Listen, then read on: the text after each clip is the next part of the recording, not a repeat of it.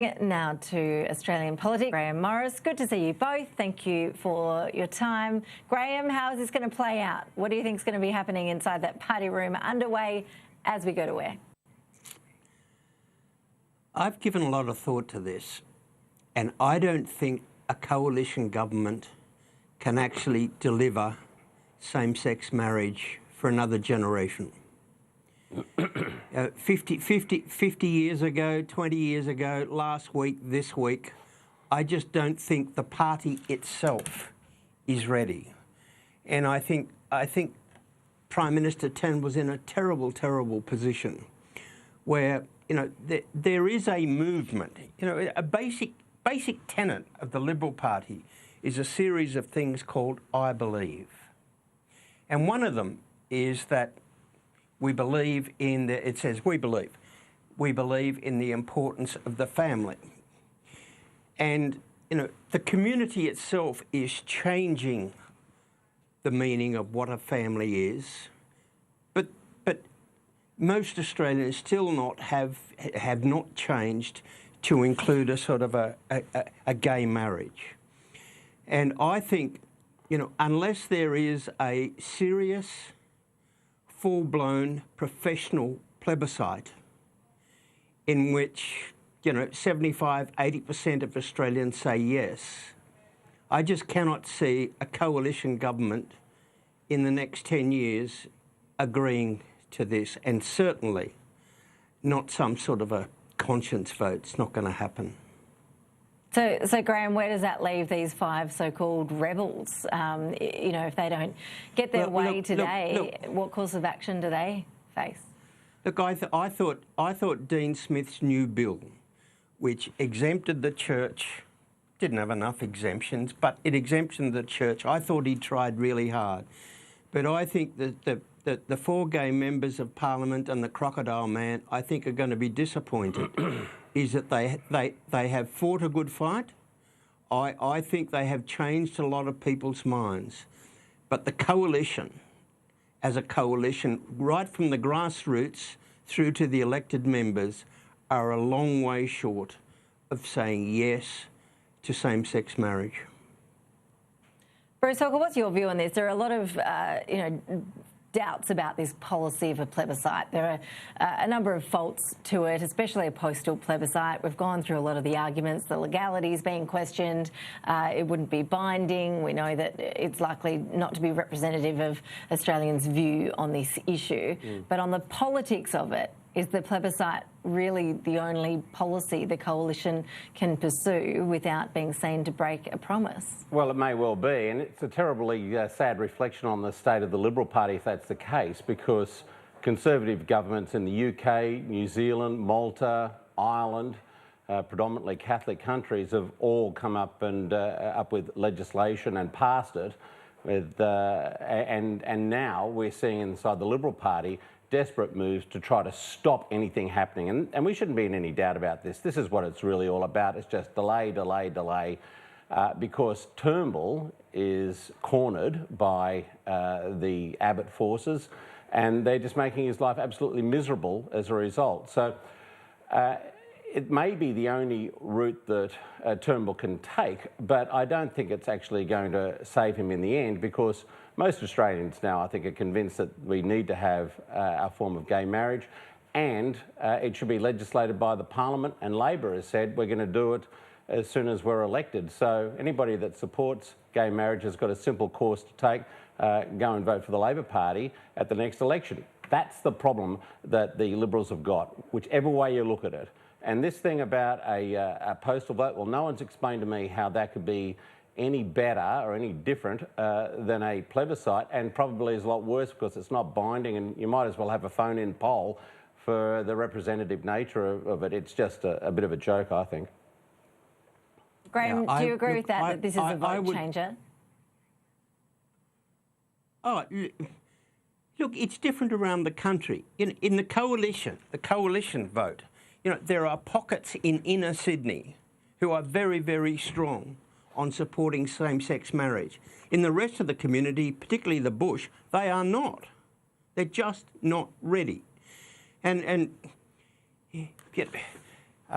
I would almost put it back to the Senate 3 times and then have a look at the next election as to what one does if the Senate keeps knocking it back. I think a full-blown plebiscite is the best way to unite the country. I think a sort of a half-baked postal one, I think a lot of people are going to say, yeah, but they didn't vote and they didn't vote, and in Western Australia not many people contributed. You know, I just think you end up again in no man's land. Well, I do agree with that. Yeah, I think that's absolutely right. But this is a problem of their own making. You know, they should be off discussing other things, and because of the way in which the so-called Liberal Party is now constituted, Turnbull is stuck. He can't move without looking weak, and either in the eyes of the public or in the eyes of his own party. And I think his position is going to become untenable if it's not already there. Graham, what do you make of the news poll today? Well, you know, Prime Minister Turnbull himself is doing well, actually. The party itself is not moving, and it depends which poll. News poll was the same as it's been for 3 months. There's another poll that shows the gap closing a little bit, but you know, we could talk about polls every second week, but at the moment they're static. People do think that they've got the best Prime Minister in place. They're just not quite sure at the moment about the coalition government. Thank goodness there's no election on Saturday. Bruce, do you think that MPs would take heart that at least Malcolm Turnbull's own ratings are up, even if we've seen what I think it was the 6th time that the coalition's trailing Labor 47 to 53 on that 2PP basis? And it's stuck. You know, that primary vote for the coalition is just terrible.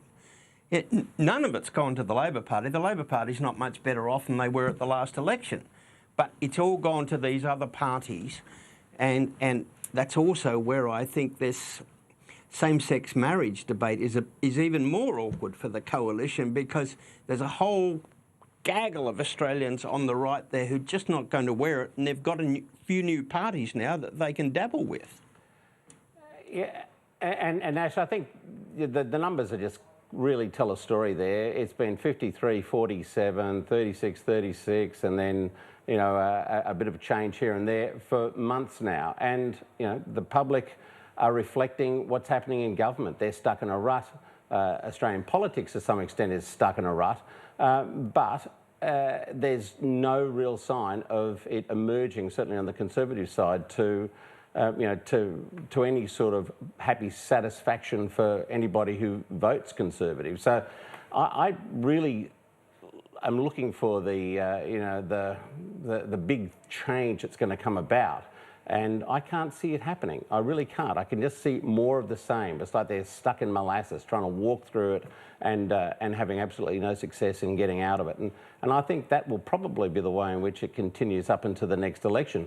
Sure, Turnbull is more popular than Shorten, but you know, I remember when I worked for Bob Carr in opposition for several years, we never ever had a poll which showed that Bob Carr was more popular than either Grahame or John Fay, and yet he went on to win the next election and several elections after that. Opposition leader versus Prime Minister, preferred Prime Minister, is not necessarily a very good way of measuring what the public's thinking about the parties, because they're focused on the government much more than they are on the opposition. Just finally, and this is a sort of random story that's on the sidelines today, but I'm keen for your views on it. Grahame, public servants, they're being warned that liking and sharing social media posts could put them in breach of their code of conduct. And essentially, they're being warned that these new guidelines released by the Australian Public Service Commission mean that they can't like or share a story that might criticise their department or the government. The union's outraged at this. Should we care what our public servants do on social media? Well, I don't care what the union thinks, but common sense would tell you that nowadays just about everyone's got a Facebook site. Lots of people tweet. Millions of people have got Instagram, and I can't see why the public servants should be any different. However, if they are in a position and they are commenting on policy that they are partly responsible for, then there's something not quite right about that in the public servant world. But look, providing they're careful and not stupid, they can still do what they like with social media, but just be very, very cautious when it comes to political debate. Is this just common sense, Bruce? I mean, if you're working in most companies, I know here at Sky News we have a social media guideline, and part of that is not to bag out the company you're working for. Does that apply to government workers as well? Yeah, I think Grahame's pretty much on the money with this. If it's an area where they've got a particular expertise or interest or inside information, then clearly they shouldn't be out there tweeting about that in breach of whatever obligations they're under to keep information secret or confidential. But otherwise, why shouldn't they be able to express views about their elected government? I mean, Malcolm Turnbull's always going on about how it's fine for his MPs to cross the floor to express their views about issues and not to be bound by Big Brother. Well, I think the same should apply to Australian public servants as well. And frankly, this is one of those things that'll be honoured in the breach anyway. If they go ahead and try to enforce these sorts of laws or rules, people will still go ahead and do it, and basically the Public Service Commission will be shown to have gone down a path that was really unenforceable. Bruce Holker, Grahame Morris, appreciate your time with us as always. Thank you.